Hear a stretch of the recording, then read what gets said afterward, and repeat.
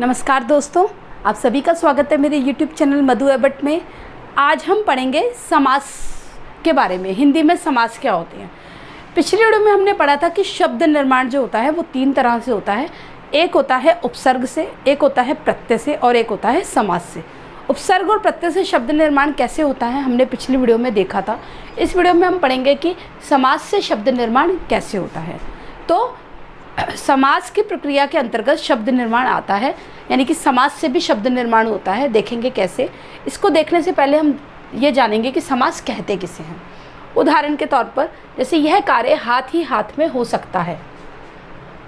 अब ये पूरा वाक्य बहुत बड़ा है, इसको छोटा करके कैसे लिख सकते हैं। यह कार्य हाथों हाथ हो सकता है। तो इतना बड़ा शब्द था हाथ ही हाथ में, तो इसको छोटा करके हमने लिख दिया, संक्षिप्त करके क्या लिखा, हाथों हाथ। तो वाक्य छोटा हो गया। जब हमने शब्दों को, पदों को छोटा किया तो वाक्य भी छोटा हो गया। तो इस प्रकार, या हम कहें कि राजा का पुत्र घूमने गया, का को हटा दें तो क्या हो जाएगा, राजपुत्र घूमने गया। तो यहाँ पर क्या हुआ, वाक्य ये का हटाने से वाक्य जो है वो छोटा हो गया, क्योंकि यहाँ पर 2 पदों का मेल हो गया और 2 पद जो हैं आपस में का शब्द हटाने से वो छोटा हो गया और जिससे वाक्य भी छोटा हो गया। तो हम कह सकते हैं कि समास क्या है, संक्षिप्तीकरण है, यानी कि पदों को छोटा करके लिखना या शब्दों को छोटा करके लिखना क्या कहलाता है, समास कहलाता है। तो समास का अर्थ होता है संक्षिप्तीकरण, यानी कि छोटा करना। तो 2 शब्दों के, और जब हम कैसे छोटा करेंगे, जब उनके बीच के योजक चिन्हों को और कारक चिन्हों को हटा देंगे तो 2 शब्दों का मेल हो जाएगा, और 2 शब्दों का मेल हो जाएगा तो शब्द भी छोटे हो जाएंगे। तो समास का अर्थ होता है संक्षिप्तीकरण, और 2 शब्दों के मेल को क्या कहते हैं, समास कहते हैं। तो जैसे उदाहरण के तौर पर राजा का पुत्र मैंने बताया था, का हटा देंगे तो क्या बन जाएगा, राजपुत्र। तो ये पूरे 2 पद थे, 2 पदों को हमने मिलाकर लिख दिया। ऐसे ही दही और बड़ा, इसमें भी और योजक चिन्ह को हटाकर हमने दही बड़ा कर दिया। तो आपने देखा कि योजक चिन्ह और कारक चिन्हों को हटाकर हमने पदों को या शब्दों को छोटा कर दिया। तो इस प्रकार यह समास की प्रक्रिया के अंतर्गत आते हैं। और इससे क्या हुआ, जब हम योजक चिन्ह और कारक चिन्हों को हटाया तो आपस में 2 पदों को या शब्दों को जोड़ दिया, इससे भी एक शब्द निर्माण की प्रक्रिया, शब्द निर्माण हुआ। तो हम कह सकते हैं कि समास जो है वो शब्द निर्माण की प्रक्रिया के अंतर्गत आते हैं। तो समास जो होता है वो संक्षिप्तीकरण होता है और 2 शब्दों का या पदों का मेल होता है। अब समास में क्या होता है, 2 पद होते हैं किसी भी समास में। पहला जो पद होता है उसको पूर्व पद कहते हैं, और जो दूसरा पद होता है, यानी कि राजा का पुत्र है, मान लो इसमें 2 पद है, राजा और पुत्र। तो राजा क्या है, प्रथम पद यह है, इसको पूर्व पद बोलेंगे, और पुत्र क्या है, ये दूसरा पद है, इसको उत्तर पद बोलेंगे।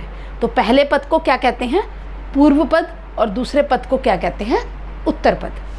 अब एक चीज़ समास में और जानेंगे हम कि समासपद क्या होता है और समास विग्रह क्या होता है। समासपद, जब हम शब्दों को या पदों को जोड़कर लिखते हैं, जोड़ेंगे कैसे, जब उनके बीच के योजक चिन्हों को और कारक चिन्हों को हटा देंगे तो आपस में शब्दों का मेल हो जाएगा, शब्द जुड़ जाएगा या पद जुड़ जाएगा, तो उसको क्या बोलेंगे, समासपद बोलेंगे। तो विभिन्न शब्द समूहों को संक्षिप्त करके, यानी कि छोटा करके जब लिखेंगे, छोटा कब करेंगे, जब योजक चिन्ह और कारक चिन्हों को हटा देंगे। जैसे राष्ट्र का पति, तो इसमें कारक चिन्ह को हटा दिया तो क्या बन गया, राष्ट्रपति। तो शब्दों का मेल, यानी कि शब्दों को जोड़ना समासपद कहलाता है। ऐसे ही समास विग्रह, विग्रह का मतलब होता है तोड़ना, अलग करना। तो और शब्दों को तोड़ना, यानी कि उनके बीच कारक चिन्ह लगा दो, योजक चिन्ह लगा दो, तो आपस में 2 जो शब्द या पद होते हैं वो टूट जाते हैं, अलग हो जाते हैं। तो उसे क्या कहते हैं, समास विग्रह कहते हैं। तो समासपद को तोड़ना समास विग्रह कहलाता है। तो ये समासपद है, इसको जब तोड़ेंगे तो क्या बन जाएगा, राष्ट्र का पति। तो ये योजक चिन्ह, कारक चिन्ह लगाने के बाद हमने इसको तोड़ दिया तो ये समास विग्रह बन गया, और कारक चिन्ह हटाकर हमने इसको जोड़ दिया तो ये समासपद बन गया। तो समास में यही प्रक्रिया होती है। जैसे यहाँ पर भी उदाहरण है, रोग मुक्त क्या है, समासपद है। अब हमने क्या किया, इसके बीच जो है कारक चिन्ह लगा दिया से, तो रोग से मुक्त, तो हमने पदों को अलग अलग कर दिया शब्दों को। तो इस प्रकार ये समासपद है और ये क्या है, समास विग्रह है। इससे हमने पदों को या शब्दों को अलग अलग कर दिया। अलग करके लिखना समास विग्रह, जोड़कर लिखना, संक्षिप्त करके लिखना क्या कहलाता है, समासपद कहलाता है। तो ये थी हमारी समास की परिभाषा और कुछ उदाहरण। तो आशा करती हूँ आपको मेरी वीडियो पसंद आई होगी। वीडियो को लाइक, शेयर तथा चैनल को सब्सक्राइब करना न भूलें। धन्यवाद।